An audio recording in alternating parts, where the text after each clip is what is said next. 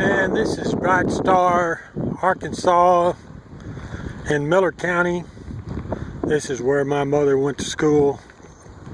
I think 1939 was the last year she went here. Of course, this is the newer building. The older building has long since been gone. She went, let's see, I believe she was 15 years old when she quit school.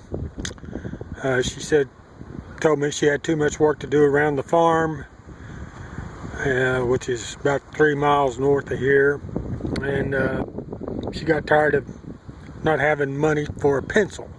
So I guess things were toughened back in those days.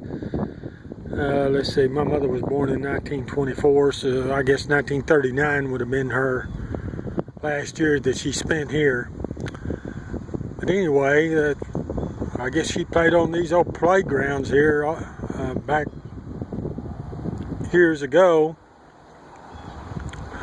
Bright Star originally was actually called Stuckeyville, and of course my mother's last name was Stuckey. Her name was Lee Stuckey.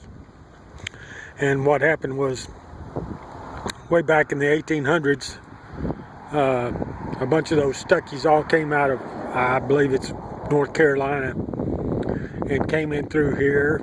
And well, they were all probably, some of them closely related and some of them distantly related to one another. But they started this town here named Stuckeyville.